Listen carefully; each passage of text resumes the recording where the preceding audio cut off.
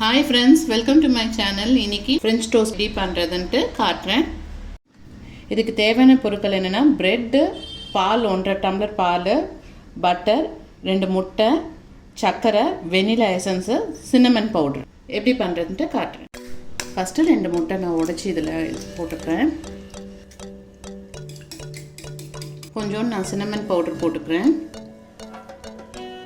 Cinnamon powder நான் சில பேருக்கு பிடிக்கலன்னா இது பண்ண ஸ்கிப் பண்ணிக்கலாம், வேண்டாம்னா. இது நல்லா கலந்துட்டு அப்புறமா நம்ம சர்க்கரையும் இதில் போட்டுக்கலாம். நான் 2 ஸ்பூன் சர்க்கரை போட்டுக்கிறேன். நீங்கள் ப்ரெட்டு பால் எவ்வளோ இது பண்ணுறீங்களோ அதுக்கேற்ற மாதிரி சர்க்கரையாக போட்டுக்கோங்க. டேஸ்ட்டு பார்த்து ஒரு பிஞ்ச் அளவில் நான் உப்பும் ஆட் பண்ணிக்கிறேன். 1/2 ஸ்பூனோட கம்மியாக சேர்த்துக்கோங்க. வெனிலா எசன்ஸ் 3/4 டம்ளர் இந்த பால் இதில் ஆட் பண்ணிக்கிறேன். சில பேர் இதில் மஞ்சள் தூளும் யூஸ் பண்ணுவாங்க, அது நம்மளோட விருப்பம் தான். நான் மஞ்சள் தூள் யூஸ் பண்ணலை. நீங்கள் டைரெக்டாக பேனில் பட்டர் போடாதீங்க, ஏன்னா பட்டர் சீக்கிரமாக தீஞ்சிடும்.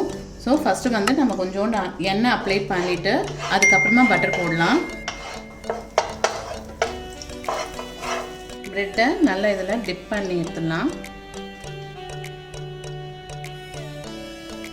பண்ணிட்டு இது உடனே திருப்பி போடாதீங்க. கோல்டன் ப்ரௌன் கலர்ல அப்புறமா திருப்பி போடணும்.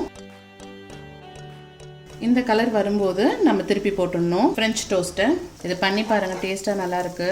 சும்மா தோசை இட்லி அப்படின்னு பண்ணுறதோட இது டிஃப்ரெண்ட்டாகவும் குழந்தைங்க சாட்டர்டே சண்டேஸில் லீவில் இருக்கும்போது இந்த மாதிரி பண்ணி கொடுத்தீங்கன்னா விரும்பி சாப்பிடுவாங்க. டைரெக்டாக பட்டர் போடாதீங்க, எண்ணெய் ஊற்றிட்டு பட்டர் போடுங்க, டேஸ்ட்டே மாறிடும். பிளேட்டில் வச்சுட்டு காட்டுறேன்.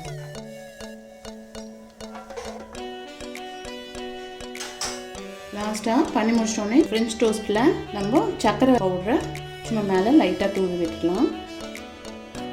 இது மேலே நீங்கள் ஹனி வேணால் கூட நீங்கள் ஊற்றிக்கலாம், நல்லாயிருக்கும், டேஸ்ட்டும் நல்லாயிருக்கும். பட் நான் இதில் ஊற்றலை. ஓகே, நான் பண்ணி முடிச்சிட்டேன். நீங்களும் இதே மாதிரி ட்ரை பண்ணி பாருங்கள், நல்லாயிருக்கும், டேஸ்ட்டாக இருக்குது. தேங்க்ஸ் ஃபார் வாட்சிங்.